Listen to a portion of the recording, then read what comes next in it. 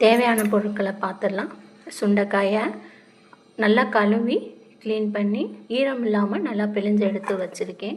சின்ன வெங்காயம் இந்த மாதிரி பொடிசாக கட் பண்ணி 3 பச்சை மிளகாயோடு வச்சுருக்கேன். தேவையான அளவு கருவேப்பிலை, 1 கப் வெள்ளைப்பூடு நல்லா தோல் உரித்து வச்சுருக்கேன். 3 பழம் தக்காளி பழம் நல்லா கிரைண்ட் பண்ணி எடுத்துக்கோங்க. 1 லெமன் சைஸ் அளவு புளி நல்லா ஊற வச்சு எடுத்துக்கோங்க. குழம்பு மிளகாய் பொடி ஒரு 2 டீஸ்பூன், தனி மிளகாய் பொடி 1 டீஸ்பூன், பெப்பர் பொடி 2 டீஸ்பூன். இதில் நான் ஜீரகமும் பெப்பரும் வறுத்து அரைச்சி எடுத்து வச்சுருக்கேன். அதே மாதிரி நீங்கள் ரெடி பண்ணி வச்சுக்கோங்க. எல்லா டிஷ்ஷஸ்க்கும் ஆட் பண்ணிக்கலாம். மற்றபடி தாளிப்புக்கு தேவையான பொருட்கள். இப்போ எண்ணெய் காய வச்சுக்கோங்க. நல்ல பியூரான நல்லெண்ணெய் ஊற்றிக்கோங்க. நல்லெண்ணெய் ஊற்றி நல்லா காயட்டும். எண்ணெய் நல்லா காஞ்சதும் கடுகு கொஞ்சமாக போட்டுக்கோங்க. கடுகு நல்லா பொரியட்டும். இது கூட வெந்தயம். கடுகு நல்லா பொரிஞ்சு வரவும் 1 ஸ்பூன் ஜீரா போட்டுக்கோங்க. 1 ஸ்பூன் வெந்தயம் போட்டுக்கோங்க. வெந்தயம் நான் இன்னும் கொஞ்சம் ஆட் பண்ணிக்கிறேன். போட்டுக்கோங்க. போட்டு ஒரு 5 மிளகு போட்டுக்கோங்க. போட்டு நல்லா பொரி வரணும். நல்லா பொரிஞ்சு வரவும் தேவையான கருவேப்பிலை போட்டுக்கோங்க. சின்ன வெங்காயம், பச்சை மிளகாய் நம்ம கீறி வச்சதை போட்டுக்கோங்க.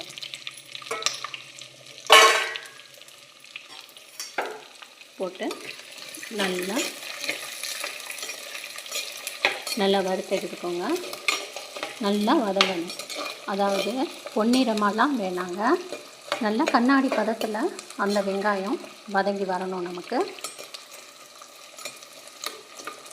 வதங்கும் போது உப்பு அப்படி எதுவும் சேர்க்க வேணாம். இந்த குழம்புக்கு ஒரு 2-3 செகண்டில் அது நல்லா கண்ணாடி பதத்துக்கு வதங்கி வந்துடும். சுண்டைக்காயில் நிறைய மகத்துவம் இருக்குங்க. குடலை சுத்தப்படுத்தும், சுகர் கண்ட்ரோலில் வச்சுக்கிறோம், ப்ரெஷர் கண்ட்ரோலில் கொடுக்கும். இந்த மாதிரி மருத்துவ குணங்கள் நிறைய இருக்குது. வாரத்துக்கு ஒரு தடவையாவது நம்ம குழந்தைங்களுக்கு இதை கொடுத்து பழக்கப்படுத்தணும். இந்த சுண்டைக்காயில் கசப்பு இருக்காது. இந்த குழம்ப நல்லா கிரேவி டைப்பில் வச்சுக்கோங்க. வச்சு ஒரு ஏர்டைட் பாக்ஸில் நீங்கள் ஸ்டோர் பண்ணி ஃப்ரிட்ஜில் வச்சுக்கோங்க. வச்சுட்டிங்கன்னா இது நமக்கு 2-3 டேஸ் நல்லா அவசரத்துக்கு யூஸ் ஆகும்.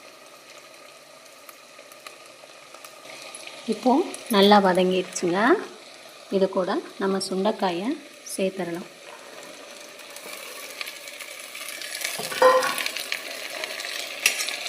நான் கொஞ்சம் கூடுதலாகவே தாங்க சமைக்கிறேன்.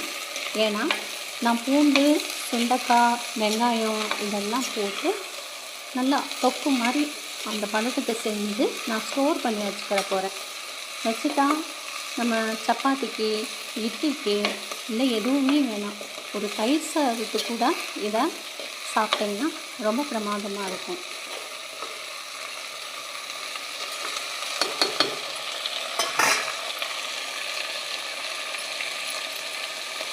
சுண்டைக்காய் தானேன்னு யோசிக்காதீங்க. வீக்லி ஒன்ஸ் குழந்தைங்களுக்கும் பெரியவங்களுக்கும் கண்டிப்பாக செஞ்சு கொடுங்க. பூண்டு சேர்த்து பழகுங்க.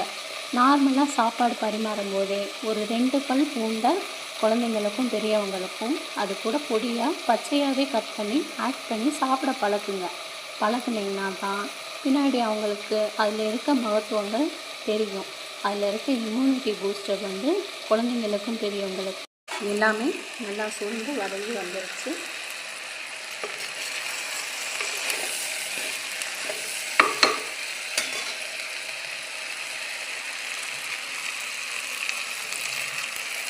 இந்த டயத்தில் நம்ம அரைச்சி வச்ச தக்காளி விழுதை சேர்த்துக்கிடலாம். சேர்த்து ரெண்டையும் நல்லா மிக்ஸ் பண்ணிடுங்க.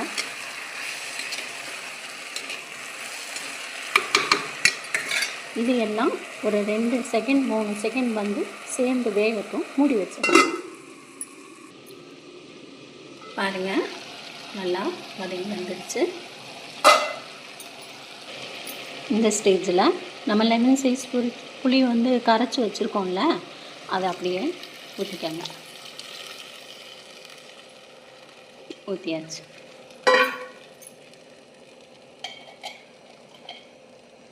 இப்போது எடுத்து வச்ச குழம்பு மிளகாய் பொடி 2 ஸ்பூன், தனி மிளகாய் பொடி 1 ஸ்பூன்,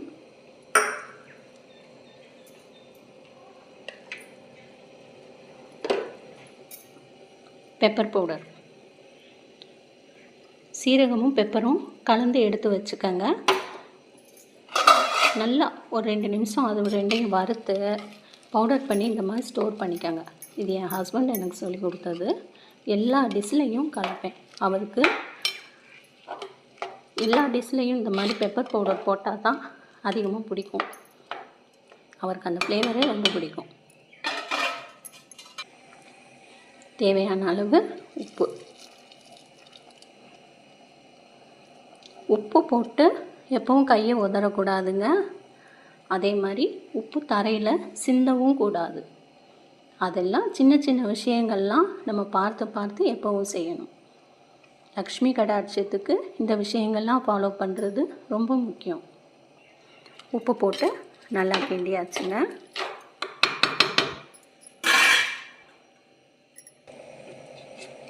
ஒரு கப் தண்ணி கலந்துக்கோங்க. தண்ணி கலந்து நல்லா கிண்டிடுங்க. இந்த குழம்பு வேக வேக தாங்க டேஸ்ட் கூடும். சுண்டைக்காய் நல்லா வெந்து வரணும். உப்பு காரம் செக் பண்ணி மூடி வச்சுருங்க.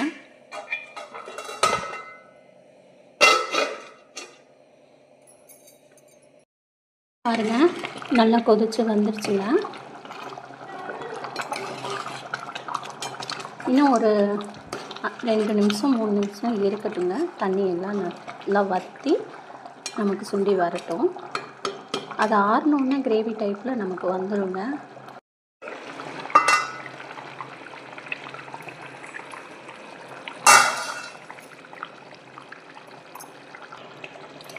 நல்லா வேகட்டுங்க. எண்ணெய் எல்லாம் நல்லா மேலே மிதந்து வரணும். அது வரைக்கும் நல்லா வேக விட்டுருங்க.